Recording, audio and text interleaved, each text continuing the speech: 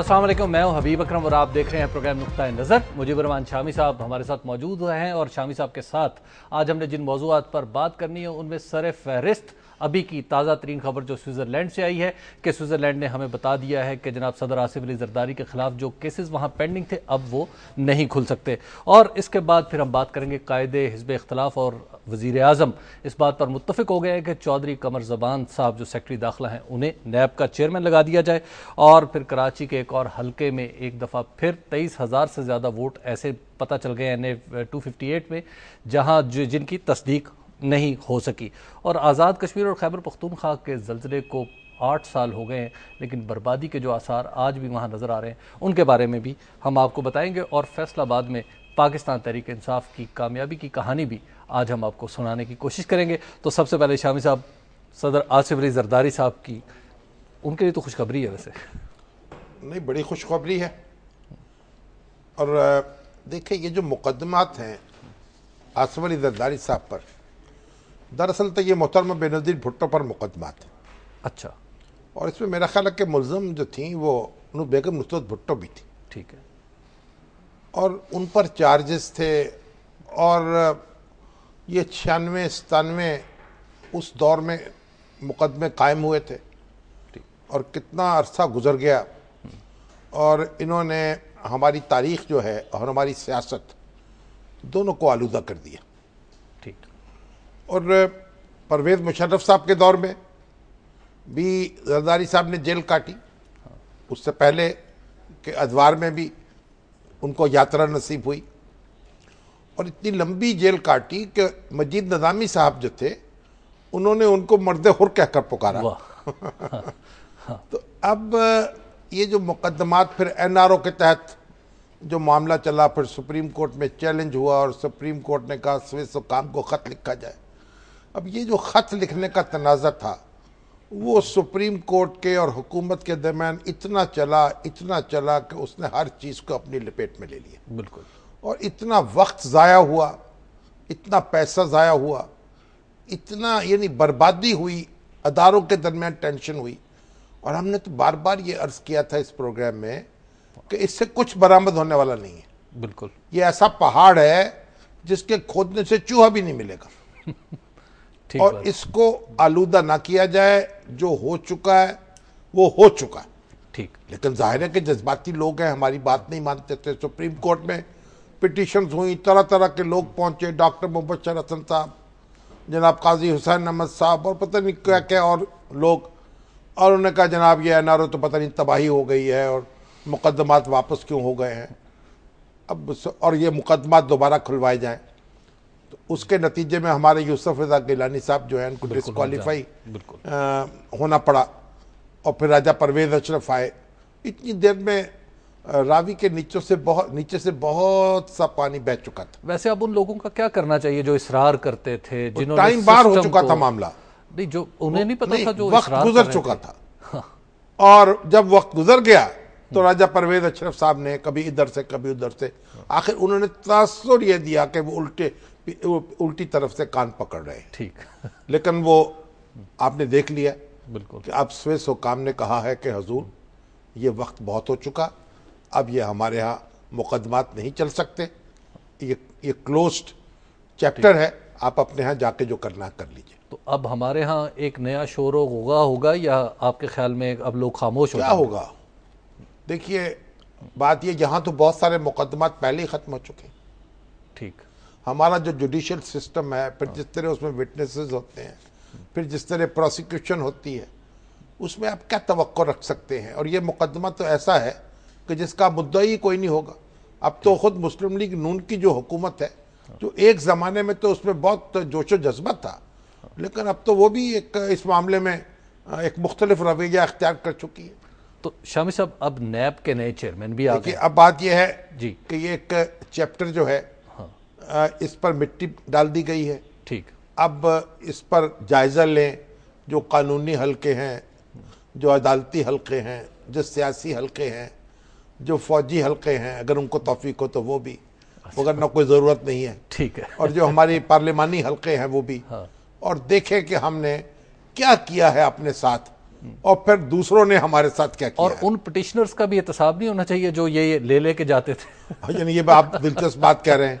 अब नौबत यही आ जाएगी जी कि जो दरखास्त लेके जाएगा किसी के खिलाफ, उसी का एहतसाब शुरू कर दिया जाए। तो चले, एहतसाब कमीशन जो हमारा एहतसाब NAB है, नेशनल अकाउंटेबिलिटी ब्यूरो, अब वो भी मुकम्मल हो गया। देखिए, ये जो नैब का चेयरमैन है ना, हाँ, जब से पीपल्स पार्टी की हुकूमत आई, वो नवीद आसन साहब थे। एक अच्छे भले सरकारी अफसर थे, एक अच्छी शोहरत थी उनकी, मगर वो सुप्रीम कोर्ट ने उनको इस तरीके से दबाया और बिल आखिर उनके असाब जवाब दे गए और वो रूपोश हो गए, एक तरह से भाग गए।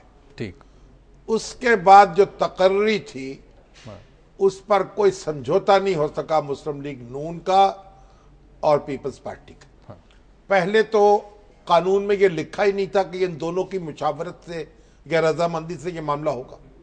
जब 18वीं तरमीम आई तो कानून में तरमीम भी आ गई और ये लिख लिया गया, दस्तूर में तरमीम हो गई, और उसके बाद भी किसी एक नाम पर इत्तेफाक नहीं हो सका। ठीक। जस्टिस दीदार अली शाह साहब जो चीफ जस्टिस थे सिंध हाई कोर्ट के, उनका नाम आया, बल्कि मान के आया, मुकर्रर कर दिया उनको, मुकर्रर हो गए, मिट्टी झाड़ के गोंगलू जैसे जैसे हमने खत लिख दिया, खत लिखा है, बस मशवरा हो गया। अब उसको चैलेंज किया गया कोर्ट में, मुस्लिम लीग नून ने तस्लीम करने से इनकार किया। बाबा रवान साहब उस वक्त, जनाब आपको पता है, किसी और बनेरे पर चहक रहे थे।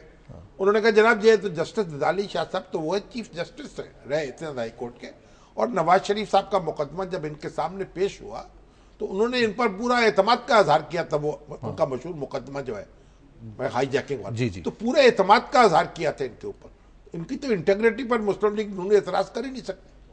मुस्लिम लीग नून ने कहा कि जनाब ये तो 2 दफा पीपल्स पार्टी की टिकट पर सिंध असम्बली के रुकन मुंतखब हो चुके हैं, इसलिए हमें इस पर एतराज है। बहरहाल दीदार अली शाह साहब ने अपना दीदार कराया और अपनी कुर्सी संभाली, लेकिन फिर सुप्रीम कोर्ट ने उनको चलता कर दिया, उन्हें घर जाना पड़ा। बस दीदार ही करवाया और चले गए। अच्छा, उसके बाद और तो कुछ करना भी नहीं था। अच्छा, उसके बाद आ गए फसी बुखारी साहब। ठीक है। अब जो मुशावरत के लिए खत लिखा गया फसी बुखारी साहब का, तो ये एडमिरल फसी बुखारी थे, नेवी के चीफ, और परवेज मुशर्रफ साहब जब चेयरमैन मुकर्रर हो गए joint chief of staff committee के, एक्टिंग चेयरमैन, तो बारी इनकी थी और समझा जा रहा था कि ये अब मनसब जो है ये बहरिया को मिलेगा और फसी बुखारी साहब इसके चेयरमैन होंगे। ठीक है। जब उनको कायम मुकामी दे दी गई और दोनों ओहदे उनके जेब में डाल दिए गए, क्योंकि एक बड़े फेजेस आए हैं नवाज शरीफ साहब के परवेज मुशर्रफ साहब के ताल्लुकात में भी बड़े ऊंच नीच आई है। तो फिर बिलाखिर ये हुआ कि उनको खुश करने के लिए उनको ये धड़कन लग गया था कि मुझे चेयरमैन बना के फारिग कर दिया जाएगा, तो उनको भी उनके एक्टिंग चेयरमैन उनको बना दिया गया। ठीक। फसी बुखारी साहब जो थे वो धड़ल्ले के आदमी, उन्होंने इस्तीफा दे दिया और उन्होंने कहा कि मैं तो अपने जॉब से इस्तीफा दे दिया। वैसे तारीख का मोड़ तो वही है आजकल भी। नहीं, आप मोड़ देखे ना, आप अपनी वो मोड़ और है, हालात और है। ठीक। अब मामलात और है। अब सर्दियों गर्मियों में फर्क होता है ना। ठीक है। चाहे सर्दियों में पिए तो और कुछ नतीजा निकलता है, गर्मियों में पिए तो और नतीजा। चलो फिर एक ब्रेक ले लेते हैं, ब्रेक के बाद हम गुफ्तगू आगे बढ़ेंगे। आप देखते रहिए नुक्ता नजर।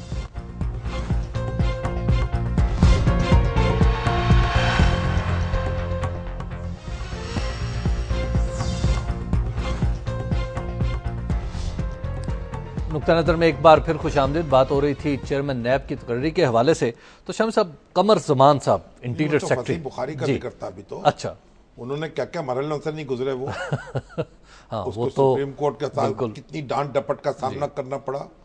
आखिर उन्होंने जनाब एक खत लिख दिया आसफ अली जरदारी साहब को, जिसमें शिकायतें लगा दी जुडिशरी की। वो जुडिशरी के सामने पेश हुआ, फिर कंटेम्प्ट का नोटिस हो गया। बिल्कुल। मतलब 12, लेकिन फसी बुखारी जो है उन्होंने भी हिम्मत नहीं हारी। और फसाहत और बलागत के दरिया नहीं तो कुछ ना कोई नदी नाले तो बहाते ही रहे। बिल्कुल। पर अब वो रुखसत हुए। अब ये जो नैब है इसमें चेयरमैन की हैसियत मरकजी है। अच्छा।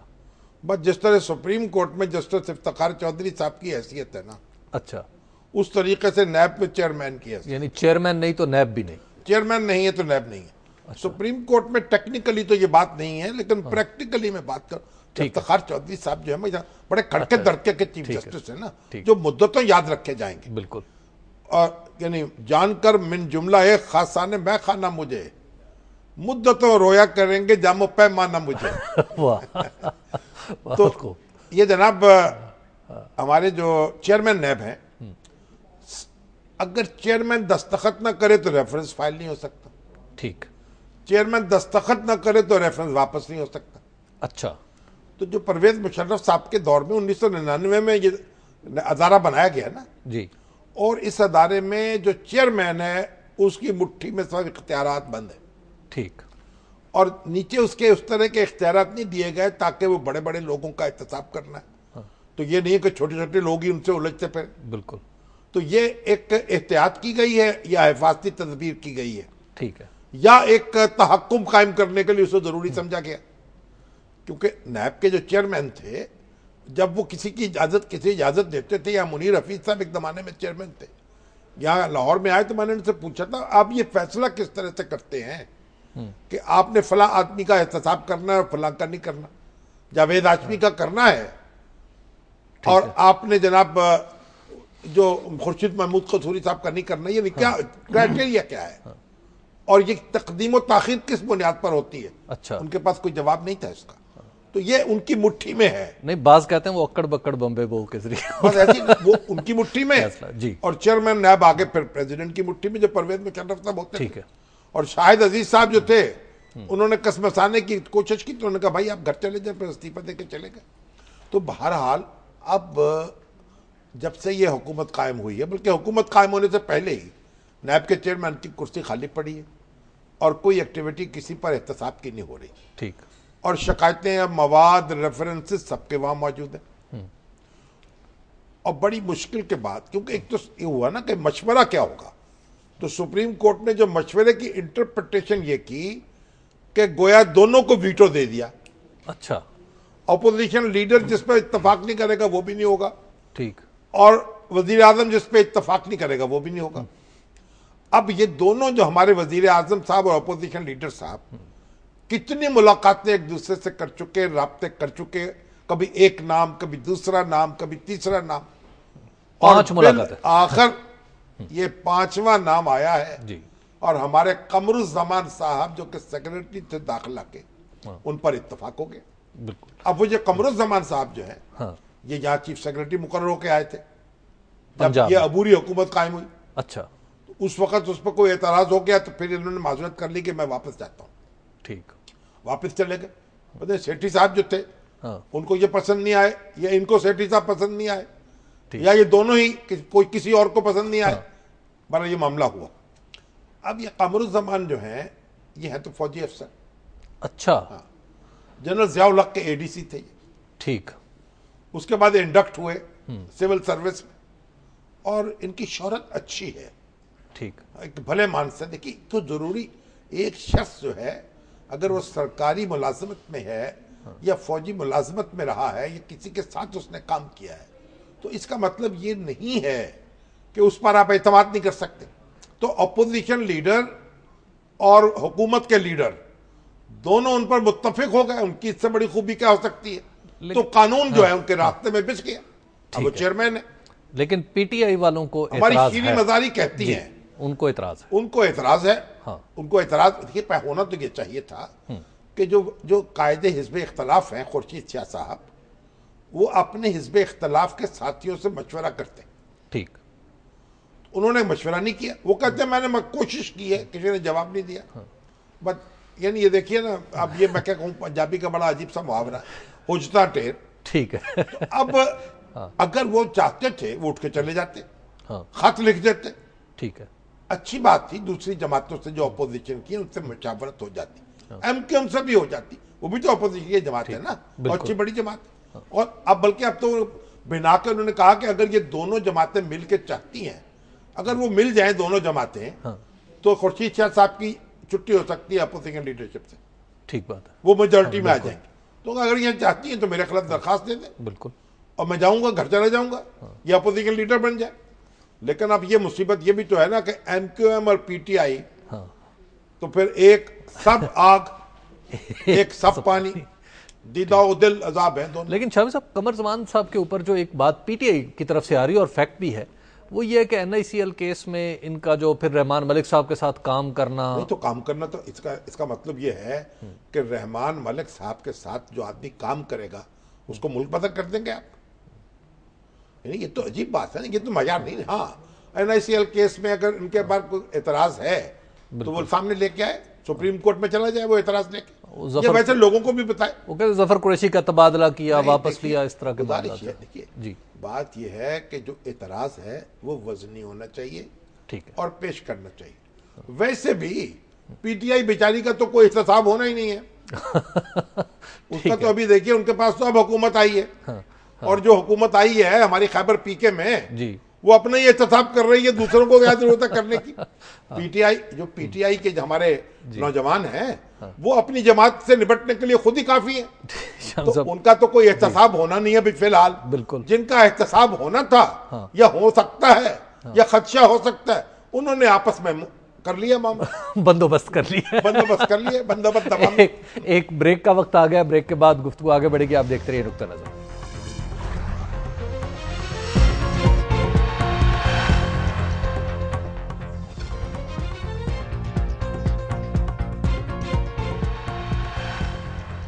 नुक्ता नज़र में एक बार फिर खुश आमदेद। कराची का हल्का है NA 258, जहां से शामी साहब मुस्लिम लीग नून जीती थी। वहां के वोटों का भी ऑडिट हुआ है, सिर्फ 47 पोलिंग स्टेशन का, और 23,000 वोट उसी तरह के निकल आए हैं जिस तरह के NA 256 में 77,000 निकल आए थे। चलिए उस पर ज़रा बात करते हैं। ये मुझे एक अभी मैसेज आया है एक दोस्त का, उन्होंने कहा रहमान मलिक ने और प्राइम मिनिस्टर गिलानी ने कमर जमान को सेक्रेटरीशिप से फारिग कर दिया था। अच्छा, जब उन्होंने डिफेंस मिनिस्टर अहमद मुख्तार को चीन जाने से रोक दिया था, ठीक, क्योंकि सुप्रीम कोर्ट ने अहमद मुख्तार का नाम ECL में डाला था, उसका हुक्म दिया। बिल्कुल, तो ये इसलिए कमर जमान जो हैं उनके बारे में ये कहना कि उनकी शख्सियत जो है वो एतमाद नहीं किया जा सकता उस पर, ये दुरुस्त नहीं है। ये इत्तला उन्होंने दी है। वैसे भी देखें, किसी शख्स के मातहत काम करना, किसी के साथ काम करना, इसका मतलब ये नहीं है कि उस शख्स के जुमला औसाफ उसमें पैदा हो गए, तो बड़ा मुश्किल हो जाएगा ना। वरना मुझ में सारी खूबियां आ जाएंगी जो आप और मैं इसकी दुआ करता हूँ जी। अच्छा, हाँ, देखिए कराची, देखिए पहली बात यह है कि जो कराची के जो 2 हल्के जिनका ये ऑडिट हुआ है, उनमें हजारों वोट निकले हैं जिन पर वो स्याही इस्तेमाल नहीं की गई जो इलेक्शन कमीशन ने अपने अमले को फराम की थी। ठीक है, उसकी वजह से वहां वो अंगूठों का यानी स्कैन मुमकिन ही नहीं था। ठीक है, अब ये एक ऐसी वायलेशन है जो इलेक्शन कमीशन के अमले ने किया थोक के हिसाब से, बिल्कुल, और ये जानबूझ के की है, किसी के साथ मिलकर की है, या नादानिस्ता की है। नादानिस्ता तो नहीं हो सकती जी, लेकिन बहरहाल जो कुछ भी उन्होंने किया, इस अमले को सजा मिलनी चाहिए। ठीक, और आइंदा के लिए इन लोगों को किसी इलेक्शन ड्यूटी के काबिल नहीं समझना चाहिए। ठीक, अगर ये सरकारी महकमों में इनको इन पर जो भी इंजबाती कार्रवाई हो सकती वो हो जाए, और बल्कि मजीद सजा देनी चाहिए। कैद की सजा मुमकिन है वो भी दी जाए, ताकि इनको इबरत का निशान बनाया जाए, आइंदा किसी को जरूरत ना हो सके। एक बात। दूसरी बात यह है कि जो लोग जिन्होंने बार बार वोट दिए हैं, जिनके अंगूठों ने शहादत देती है कि 10-10 वोट, 11-11 वोट, 4-4 वोट उन्होंने दिए, या दूसरे हलकों से आके वोट दिए, उनके खिलाफ भी कार्रवाई की जानी चाहिए, उनको सजा दी जानी चाहिए। ठीक है, ताकि हम इस कल्चर को खत्म करें। यहां जो जाली वोट देना, उसका जो कल्चर बन चुका है, उसको शिद्दत से खत्म करने की जरूरत है। ये एक तकाजा है। बाकी देखिए, MQM जो है उसने कहा कि जनाब हम जिम्मेदार नहीं है, ये बात दुरुस्त है। हम ये तो नहीं कह सकते कि MQM ने ये किया है, ये भी नहीं कह सकते कि PMLN ने ये किया है। ये जो कुछ हुआ है हमारे सामने, लेकिन बहरहाल फरिश्तों ने नहीं किया, हाँ किया उन्हीं लोगों ने जो उम्मीदवार थे, ठीक, और इलेक्शन कमीशन के अमले से मिली भगत के साथ किया है। बिल्कुल। और ये स्याही इसलिए इस्तेमाल नहीं की गई कि इसका निशान ना रखा जा सके। हाँ ठीक है, ये एक अफसोसनाक तस्वीर सामने आई है और इस तस्वीर का इलाज करना है, इसको तब्दील करना है, इसको नई शक्ल देनी है। तो शामी साहब, फिर जिन लोगों का अब एक एतमाद ही उठ गया है कि कराची के NA 258 में अब इस हल्के के इलेक्शन पे क्वेश्चन मार्क आ गया है, 256 पे क्वेश्चन मार्क आ गया है। नहीं, वो कैसा तो बात यह है ना कि वो स्याही नहीं, आप आइडेंटिफाई नहीं कर पा रहे, यानी गोया हम आइडेंटिफाई नहीं कर पा रहे इसलिए इलेक्शन ठीक है। नहीं, आप क्या जाहिर है उसके बारे में आप क्या कहेंगे जब आप वो गिनती वो कर ही नहीं सके। सवालात तो कई पैदा हो गए हैं, ठीक है, और मामला मशकूक भी हो गया है, लेकिन आप कतई तौर पर एक हतमी राय नहीं दे सकते। अब अदालत का काम है, उसके बारे में जो करे, इन हल्कों के इलेक्शन खत्म करे, कलअदम करे, दूसरा इलेक्शन कराए। हाँ। और जो हल्के जो हैं आएंगे, क्योंकि यहाँ तो जो दरखास्त देने वाले, शिकायत करने वाले हैं जी, उनको पैसे देने पड़े हैं। बिल्कुल 10-10 लाख रुपए दिया उन्होंने नाजरा को। तो अब फिर कार्रवाई होती चली जाए, और क्या हो सकता है इसका इलाज। ठीक है। अच्छा शाम साहब, ज़िमनी इंतखाबात में कराची में भी हुए, फिर फैसलाबाद में भी हुए, ज़िमनी इंतखाबात में इन सारे मसाइल पे काबू पा लिया गया। तो जाहिर है इससे चौकन्ने थे आप। देखिए वोटिंग कितनी कम हो गई कराची में, का खास तौर पर। अब देख कितने वोट कम पड़े हैं। और जो MQM के हमारे दोस्त हैं जो लाखों से नीचे ठहरते नहीं थे, कैसे हजारों पे गुजारा करना पड़ा उनको। ठीक है, तो बहरहाल हमें इसको दुरुस्त तो करना है। और सारी जमातें, का MQM हो, का PTI हो, का PMLN हो, पीपल्स पार्टी, ये दुरुस्त कर दे इस सिस्टम को। ठीक, और ये माफिया जो हैं वो ना कर सकें सियासत के नाम पर हुकूमत हमारे ऊपर। ठीक। अच्छा शामी साहब, फैसलाबाद में भी एक जो रिसेंटली ज़िमनी इंतखाब हुआ, वहाँ PTI जीती है। वो PTI जीती ने, वो कहते हैं कि जो मुस्लिम लीग नून है, हाँ, उसका तो बड़ा मजबूत गढ़ था, और मुस्लिम लीग नून के वोटर तो नाराज हो बैठे हैं। हाँ, खास तौर पर जो ट्रेडर्स हैं, वो तो मुझे बता रहे थे एक दोस्त के, जहाँ इतना बड़ा एक फॉर्म जारी हुआ है जिसमें जो आपके है ना इनकम टैक्स वाले, जी जी, उन्होंने तरह तरह के जनाब नुक्ते निकालने हैं, और खाल से बाल और बाल से खाल निकाल है। तो वो तो कहा जी कोई शरीफ आदमी उसको पूरी नहीं कर सकता। अच्छा, इतना मुश्किल है, गोया सारे काम अभी करने हैं। तो ये ट्रेडर्स जो है तो वैसे मुंह बसौर के बैठे हुए हैं। ठीक है, और आपको मालूम है कि उनके जो खाते हैं बैंकों के, उन पे इनकम टैक्स की एक्सेस भी दे दी गई है। बिल्कुल। तो जिनको तौफीक है वो तो पैसे बाहर ले जा रहे हैं, और जिनको तौफीक नहीं है यही रो पीट के घरों में दफन कर रहे होंगे घरों में। तो बहरहाल एक फजा बदल रही है उस हल्के में, उस कॉन्स्टिट्यूंसी में शिकायतें पैदा हो रही हैं। और मुस्लिम लीग नून को जो वोट पड़े थे आम इंतखाबात में, उसका आधा वोट पड़ा है उसको अब। बिल्कुल। तो आप देखिए उसके वोटर्स ने वोट नहीं डाला, और PTI के वोटर्स में एक नया जोश और खरोश है। उन्होंने एक बड़ी शिद्दत के साथ इलेक्शन लड़ा, ये जुनून के साथ। अपसेट भी है, फिर ट्रेंड चेंजिंग भी तो है ना, गेम चेंजर भी नजर आ रहा है कि अगर इस तरह मामला आगे चलते रहे, चलिए अब कुछ ना कुछ चेंज तो होगा ना। जी, हमारे साथ वैसे आपको पता है जीतने वाले जो PTI के पाकिस्तान उनकी कैंडिडेट ज़ियारत तो कर लेना। हम उनकी ज़ियारत कर लेते हैं। हमारे साथ मौजूद है जनाब शेख खुर्रम शहजाद साहब, जो जीते हैं PP 72 से, और इस वक्त हमारे साथ मौजूद है। तो वो कह रहे हैं जी खुर्रम शहजाद साहब, नहीं, खुर्रम हबीब जो है, जी जी, क्या फर्रुख हबीब, हाँ, फर्रुख हबीब भी तो साथ ही होंगे ना जी। फर्रुख हबीब साहब भी साथ हैं, लेकिन इलेक्शन लड़ा ISF के जो है। प्रोड्यूसर साहब कह रहे हैं कि पहले आप लें ब्रेक और उसके बाद फिर उनसे बात करें। अच्छा। तो पहले हम लेते हैं ब्रेक और उसके बाद उनसे बात करते हैं। आप देखते रहिए नुक्ता नज़र।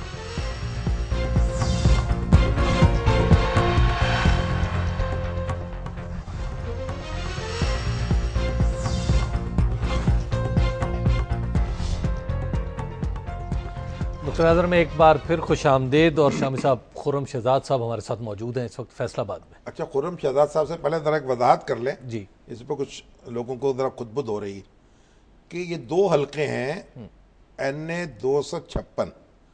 इसका कल एक्सरे आया था, इसका जी, जी, स्कैनिंग की गई जी, कल। जी, बिल्कुल। और इसमें इकबाल मोहम्मद अली जो मुंतखब हुए थे, ठीक है, MQM के, हाँ, और उनके खिलाफ शिकायत की थी जुबैर खान ने जो PTI जी, की। बिल्कुल। और ये जो ताज़ा स्कैनिंग हुई है आज, जो नताइज सामने आए हैं, ये हल्का 258 है, 258 है, जिसमें अब्दुल हकीम बलोच जो हैं PMLN के, वो मुंतखब हुए थे। ठीक है। और उनके खिलाफ फरियाद लेके गए हैं राजा अब्दुल रजाक साहब जो पीपल्स पार्टी के हैं। बिल्कुल। इसलिए ये दोनों हल्के जो 256 पहले और 258 साइमल्टेनियसली चल रहे थे, मगर खबर कल आई और आज आई, इसलिए इसमें जरा यानी कंफ्यूज ना हो लोग। तो खुर्रम शहजाद साहब हमारे साथ मौजूद हैं। जी अस्सलाम वालेकुम खुर्रम साहब। वालेकुम अस्सलाम। खुर्रम साहब ये बताइए आप कैसे जीत गए? ये तो बड़ा अल्लाह ने करम नवाजी किया। मैं सबसे पहले तो आपका बहुत शुक्रिया अदा करता हूँ शामी साहब कि आपने मुझे प्रोग्राम में मदऊ किया और बहुत मेहरबानी है। अल्लाह ताला की करम नवाजी हुई है। अल्लाह ताला ने बहुत फजल किया और नून लीग की जो 100 दिन की कारकर्दगी थी वो भी उनके आगे आई है। तो ये कारकर्दगी जो थी इसमें कौन सी कारकर्दगी ऐसी थी जिसपे लोगों ने गिरफ्त की है? शमी साहब लोग कारकर्दगी तो इतनी जालिम है, मैं आपको क्या बताऊं कि आप देखें पीपल्स पार्टी का दौर बदतरीन दौर था पाकिस्तान की पिछले 5 साल तारीख में, लेकिन ये जो 4 महीने गुजरे हैं ये 5 सालों से बड़े हैं। उसमें 4-8 आने यूनिट बढ़ता था बिजली का तो लोग बाहर निकल आते थे। यहाँ पे 6 रुपये 49 पैसे कमर्शियल पे उन्होंने एक ही दिन बढ़ाए हैं।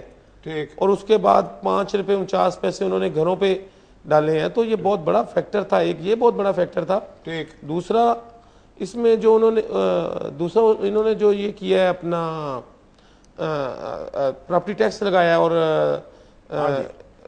सेल टैक्स में 2% का इजाफा किया है, वो बहुत बड़ा फैक्टर था। ठीक। तो अब आपके ख्याल में जो पीटीआई है उसकी ओवरऑल पोजीशन भी बेहतर हुई है फैसलाबाद में? हर हल्के में उसका फायदा हुआ है? ये जो शमी साहब ये जो हल्का था ना फैसलाबाद का PP 72, हाँ जी, ये मुस्लिम नून का दिल गिना जाता था। ठीक। और ये आज तक 1988 से लेके आज तक तो दिल जीत लिया आपने नून हारी मुस्लिम लीग नून का।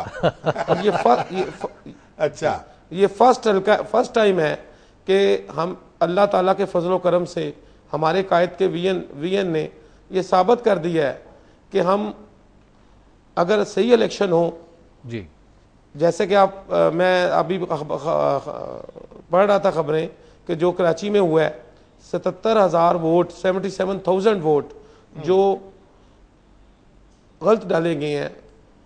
अब देखें इसी हल्का PP 72 में से PMN के कैंडिडेट ने 11 मई को 53,000 वोट लिया था जी। ठीक। और हमारे कैंडिडेट तो आपके ख्याल में वो वोट कम हुए या वोट कोई खुदा ना खासा जाली थे क्या? सर वो तो देखे ना 53, मैं वही आपको बता रहा हूँ सर कि 21,900 वोट हमारे पाकिस्तान तहरीक साहब कैंडिडेट सलमान आरफ साहब ने लिया था। ठीक। अब देखिए कि नून लीग के कैंडिडेट को वोट पड़ रहा है 17,600। ठीक। और मुझे ज़िमनी इंतखाब में जनरल इलेक्शन से ज्यादा वोट पड़ रहा है। ठीक। लेकिन थोड़ा सा ज्यादा है, मुझे 23,620 वोट डला है। शेख साहब ये बताएं कि आपका बिजनेस कैसा है? माशाल्लाह। मैं माशाल्लाह जी अपना बिजनेसमैन हूँ, अपना कारोबारी हल्के से मेरा तल्लक है। ठीक। और मैं एक्सपोर्ट का काम करता हूँ जी। और बिजनेस माशाल्लाह मेरा अल्लाह ताला का बहुत शुक्र है, बहुत अच्छा है। चलिए बहुत अच्छा, बहुत मेहरबानी, बहुत शुक्रिया आपका खुर्रम शहजाद साहब, आप हमारे पास तशरीफ लाए। अच्छा जी। अब इसमें फवाद चौधरी साहब जो है माशाल्लाह, फिर उनकी आवाज सुनी बड़े अरसे के बाद जी, वो कहते हैं कि टेक्निकली तो सुप्रीम कोर्ट जो है वो चीफ जस्टिस के बगैर नहीं मूव कर सकती। ठीक है। उसमें वही इसी तरह नैब का चेयरमैन है, उसके बगैर नैब मूव नहीं कर सकती। अच्छा। और क्योंकि ये ना आर्टिकल 275 जो है जी कॉन्स्टिट्यूशन का, उसके तहत चीफ जस्टिस के बगैर सुप्रीम कोर्ट नामुकम्मल है और यही नैब का लॉ कहता है। लेकिन उनका कहना यह है कि नैब का लॉ ही बदल देना चाहिए। अच्छा। क्योंकि इसकी कोई जरूरत नहीं है FIA के होते हुए और नैब के स्पेशल लॉ की जरूरत नहीं है। फवाद चौधरी साहब आपको अपने दौरे इख्तिदार में इसको बदल देना चाहिए था। बिल्कुल। आपने बड़ी ताखीर कर दी। चलिए आप भी अल्लाह तौफीक दे आपको, या तो मुस्लिम लीग नून को और आप दोनों को तौफीक दे तो यही काम कर ले। अच्छा, आप शफकतुल्लाह सुहेल जो है कनाडा से, वो एक दरखास्त लेके मेमो गेट में आए थे सुप्रीम कोर्ट में। हाँ। एक खत डाला था, वो दरखास्त बन गई थी। वो कहते हैं जनाब ये जो केसेस हैं वापस हुए हैं इसलिए टाइम बार हो गए थे। ठीक है। और इन लोगों को पता था तो कार्रवाई उनके खिलाफ होनी चाहिए जिन्होंने इंसाफ का रास्ता रोका है इस तरह से लटका के। और ये उनकी ख्वाहिश है, एक खत और डाल दे चीफ जस्टिस के नाम। अच्छा, इसी तरीके से आप देखिए आज हमारे जो है ना, बड़ी दिलचस्प एक SMS आया है, कहाँ गया है जी, ये हमारे जो है ना कर्नल वहीद साहब, उनका, उन्होंने कहा जी हमने एक बड़ा कारनामा सर अंजाम दिया। वो SFC के हैं। अच्छा, उन्होंने कहा कि हमारा बड़ा कारनामा सर अंजाम दिया है कि अब हम फ्रोजन जो है ना सब्जियां और फल वो मार्केट कर रहे हैं, बहुत बड़ा प्लांट लगाया है। पहले हमने हवा से बिजली पैदा की थी, ठीक है, और अब हम ये काम कर रहे हैं, अब आपको हर 12 महीने जो है हर हर सब्जी किस्म 12 की महीने सब्जी मिलेगी। और फल मिल सकेगा, ठीक है, और आप हमें इसकी दाद दीजिए। चलो, वो दाद तो जबरदस्त। दे देंगे हम। तो अब ये तो लोगों को आप चाहिए कि इश्तहार के जरिए उसकी तला करें डिटेल्स की, ताकि लोग सब्जियां खा सके और फल जो है वो खा सके। यानी करेले आप सर्दियों में भी खा करेले सर्दियों में खाएंगे, आम भी सर्दियों में खाएंगे, जी। और अमरूद जो है पता नहीं वो किस वक्त खाएंगे, गर्मियों में खा लीजिए। शामी साहब, ये बहुत सारे लोगों ने, यानी इतने नाम हैं कि मैं उनको तरतीब से पढ़ने में बड़ा टाइम लगेगा। शामी साहब, ये कश्मीर से भी हैं और KPK से भी हैं, जो जल्जले से मुतासरा लोग हैं, और वो कहते हैं जी कि अब तक ना तो बालाकोट बना है, ना कश्मीर में स्कूल मुकम्मल हुए हैं। देखिए ये तो बहुत सारे आप प्रॉब्लम्स ये तो अब 8वां साल हो गया ना जी, इसमें। देखिए जो एरा ने एक रिपोर्ट पेश की है ना, जी, जो अर्थक्वेक रिकंस्ट्रक्शन रिहेबिलिटेशन जी, अथॉरिटी अथॉरिटी है, थी जी, उसमें उन्होंने बताया है कि वो 61 लाख से के करीब लोगों को 25,000 रुपया नकद दे चुके हैं। अच्छा, ठीक, यानी अफेक्टीज जो है सिर्फ तमाम फैमिलीज में जो लोग अफेक्ट हुए हैं उनको दिए, और उसके बाद स्कूल भी कायम कर चुके हैं, बहुत से अदारे भी कायम कर चुके हैं, बहुत सी मुश्किलात उनको हैं, और फंड्स ही जारी नहीं हुए गुज़श्ता 5 साल में उनके, और उस वजह से सारी कार्रवाई रुक गई है। तो अब मुझे बताइए, कुछ तो हम लोग जो है हमारे हम सब लोग जो है वो एक बार बार रिपीट करते हैं। आप तो पता जब इमदाद जा रही थी ज़लज़ला वालों के लिए जो उससे टारगेट हुए थे, विक्टिम थे, तो बहुत से लोग उसी से अपने घर भर रहे थे। ठीक है, तो एक ये भी एक चीज़ है कि हर वक्त जो है शिकवा होता रहता है, कुछ नहीं हुआ, और सब चीज़ें हड़प भी की जाती हैं। हाँ। ये एक अवामी मिजाज बन गया है, इसको भी रोकना जरूरी है। लेकिन फिर ये भी है कि अदारे जो काम कर रहे हैं उन पर भी गिरफ्त होनी चाहिए। और सुप्रीम कोर्ट जो है उसने दुनिया की हर चीज़ का नोटिस लिया है कि इफ्तिखार चौधरी साहब जरा इसका भी सो मोटो नोटिस ले लें, बिल्कुल, ताकि मालूम हो कि जमीनें की बालाकोट ने अब बनना था, कहते वहां की जमीन ही एक्वायर नहीं हो पाई। हाँ, स्कूल पूरे मुकम्मल नहीं हुए, और गैर मुल्की अदारे, गैर मुमालिक जिन्होंने फैसला किया था कि उन्होंने कैश नहीं देना, तामीर करनी, किसी ने अस्पताल बनाना, किसी ने स्कूल बनाना, तो चीन, तुर्की, सऊदी अरब और आपका UAE, इवन कतर भी शायद थोड़ा, बिल्कुल, वो अपना काम कर चुके बखूबी। बिल्कुल ऐसे ही। और जो काम हमारे अदारों के सपुर्द था, और उनका जी वो पैसे जहां तक मिले तो कर लिया, उसके बाद पैसे नहीं मिले, पैसे कहां चले गए और क्यों उसका इंतजाम नहीं किया जा सका, और अब भी ये मामला कब तक चलता रहेगा, इस पे अब तो कोई फरियाद किसी और से तो कर नहीं सकते। ठीक बात है। सुप्रीम कोर्ट का डंका बजता है पूरे मुल्क में, तो सुप्रीम कोर्ट से फरियाद कर सकते हैं, और ये आजाद कश्मीर अकल से कुछ पहुंच से दूर है जी, लेकिन मेरा ख्याल जब इस मामले में तो अखलाकी ताकत उनके साथ होगी। शाम अगर साहब- आजाद कश्मीर की भी एक सुप्रीम कोर्ट है, हाँ, तो उसको भी तो कुछ करना चाहिए। शामी साहब, ये जी इरम नज़ीर साहिबा है बहावलपुर से, ये कह रही है शामी साहब आपने इमरान खान के बारे में एक वाकया कहा था, वो भी नहीं बताया अब तक। भाई आज मेरा इरादा था, जी, कितने मिनट बाकी हैं? अब हमारा वक्त खत्म हो गया। आज मेरा इरादा था, अब कल आपको लाजिमन ये वाकया बयान कर देंगे। ठीक है, और जो साहब हैं जेहलम से, जी, जो बुजुर्ग हैं जिन्होंने उनसे राब्ता किया, उन्होंने अगर वो अपना नाम हमें बता दें और ये इजाजत दे दें कि उनका नाम लोगों को बता दें, तो उनका कुछ फायदा हो जाएगा, उनकी दुआओं से वो भी फैज़याब हो जाएंगे। शाम साहब, बाकी तफसील कल। चलिए जी, हमें दीजिए इजाजत, हम कल फिर आपकी खिदमत में हाजिर होंगे। अल्लाह ने के बाद।